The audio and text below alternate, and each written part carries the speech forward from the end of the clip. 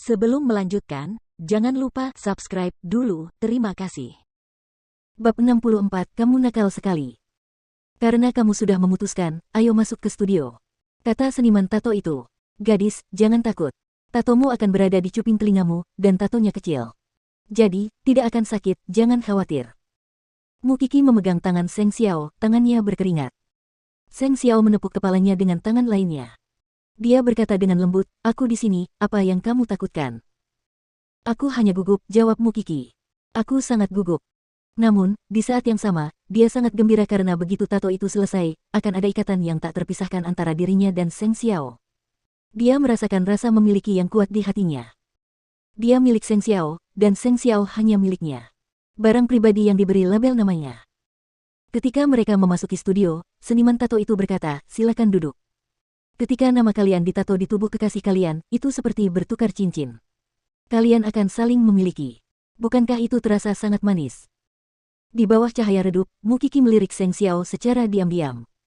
Apakah Xiao Xiao akan memiliki perasaan seperti ini? Apakah dia bahagia?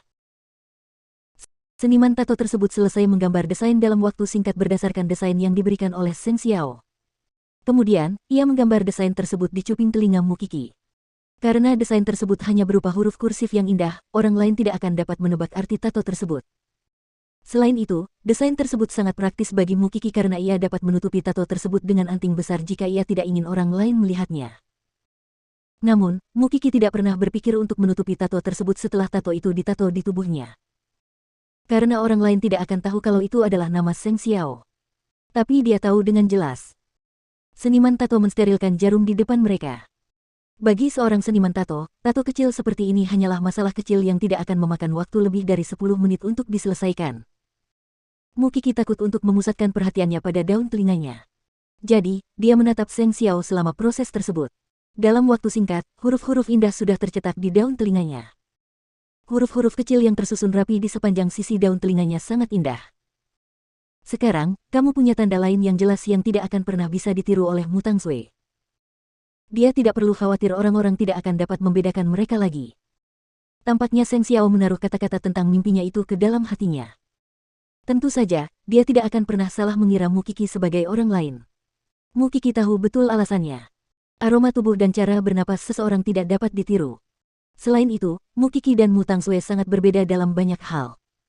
Orang-orang tidak dapat membedakan mereka hanya karena mereka selalu berpikir bahwa anak kembar seharusnya sama. Seng Xiao ingin Mukiki merasa nyaman. Itulah sebabnya dia mengajaknya untuk membuat tato. Setelah itu, Seng Xiao membuka kancing kemejanya dan berbaring malas di kursi. Seniman tato itu terpesona oleh pria ini. Pria seperti Seng Xiao seharusnya bisa mendapatkan wanita manapun yang diinginkannya dengan usaha yang paling sedikit. Tapi, seleranya tampaknya agak condong ke arah kaum muda. Tuan, tato Anda tepat di bawah tulang selangka akan terlihat lebih bagus jika saya membuatnya lebih besar. Sama sekali tidak sakit, kata Mukiki pada Seng Xiao. Seng Xiao menatap daun telinganya. Ia merasa sangat puas hingga ia ingin menciumnya. Namun, ia tahu bahwa tidak pantas melakukannya di sini. Jadi, ia menutup matanya dan membiarkan seniman tato itu menyelesaikan tato nama Mukiki. Pria pada umumnya takut akan dominasi, terutama seseorang dengan standar tinggi seperti pacarmu. Aku bisa melihat bahwa dia benar-benar peduli padamu.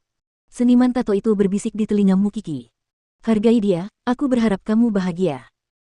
Mukiki berwajah merah, namun dia terus memegang tangan hangat Seng Xiao sepanjang waktu. Meskipun mereka sangat berhati-hati dalam merahasiakan hubungan mereka, hal itu tidak terasa seperti kejahatan yang mematikan ketika hal itu diketahui oleh orang lain secara kebetulan. 10 menit kemudian, sebuah nama terukir di tubuh Seng Xiao. Bagi Mukiki, mungkin hanya namanya yang terukir di tubuhnya. Namun bagi Seng Xiao, nama Mukiki sudah terukir di hati dan tulang-tulangnya.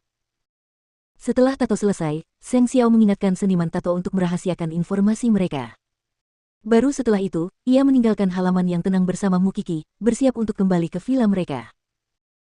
Namun, saat mereka berada di suatu daerah yang sepi, Seng Xiao menghentikan mobilnya. Ada apa? Xiao Xiao. Seng Xiao memeluk Mukiki, dan menjilati daun telinganya. Mukiki seperti tersengat listrik. Seluruh tubuhnya terasa mati rasa. Kamu sangat sensitif. Seng Xiao tersenyum main-main. Dia melepaskan Mukiki dan melanjutkan mengemudi. Mukiki tersipu. Dia tidak bisa menahan diri untuk tidak memarahinya, kamu sangat nakal. Kamu selalu mengolok-olokku. Kau tidak menyukainya? Tanya Seng Xiao. Tentu saja aku menyukainya. Ini adalah cara unik yang kau lakukan hanya saat kau bersamaku. Setelah meninggalkan keluargamu, Mu Qixi sangat tidak beruntung karena hampir tidak ada seorang pun di sisinya, kecuali bibinya. Namun, dia merasa sangat beruntung karena meninggalkan keluargamu karena dia tidak akan menyelamatkan Seng Xiao dan menjadi kekasihnya jika hal itu tidak pernah terjadi. Jika saja Mu Qixi diberi kesempatan lagi untuk memulai hidupnya kembali, dia pasti masih rela menanggung segala rasa sakit demi bertemu Seng Xiao. Bukankah dia sangat beruntung karena orang yang dicintainya juga mencintainya? Ketika mereka sampai di villa, Seng Xiao berkata, "Tato itu. Aku tahu bagaimana menjelaskannya kepada bibiku," jawab Mu Qixi. "Bagus." Mu Qixi yang baru dengan berani melangkah masuk ke dalam rumah. Ketika dia melihat Su Zipei dengan ekspresi terkejut, dia tersenyum percaya diri. "Bibi, aku pulang." Su Zipei menatap Mu Qixi dengan kagum. Dia terkejut melihat kecantikan Mu Qixi. Qixi benar-benar tumbuh menjadi wanita cantik. "Apakah aku terlihat baik?" "Tentu saja. Tapi apa yang ada di cuping telingamu?" "Itu tato, Bibi. Belum lama ini aku bermimpi. Aku bermimpi Mu Tangsue menggunakan identitasku untuk melanggar hukum. Kemudian polisi datang dan menangkapku. Aku benar-benar sedih, tetapi tidak ada yang bisa membedakan kami. Jadi, ketika aku memberitahu Seng Xiao tentang ini, dia membuatkannya untukku. Dia berkata bahwa penampilan kami akan berbeda saat aku membuat tato ini." "Kau melebih-lebihkan. Kau mungkin terlihat mirip dengan Mu Tangsue, tetapi bentuk tubuh dan kepribadianmu sangat berbeda." "Dan apa arti huruf-huruf itu?" Su Zipei menebak arti huruf-huruf itu. "Tidak ada artinya. Seniman tato membiarkan saya memilih desain, jadi saya memilih desain ini secara acak karena terlihat bagus." "Saya juga tidak tahu artinya," jawab Mu Qixi.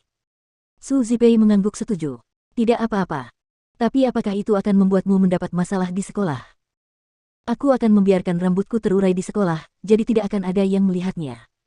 Ngomong-ngomong, aku akan segera lulus, jadi tidak akan merepotkan." Mu Qixi menjelaskan. "Baiklah kalau begitu." Su Zipei tidak mengatakan apa-apa lagi. Dia merasa puas dengan penampilan Mu Qixi. "Kamu lebih baik dari Mu Tangsue dalam segala hal, Qixi. Beranilah untuk menunjukkan jati dirimu yang sebenarnya. Kami tidak takut pada apapun."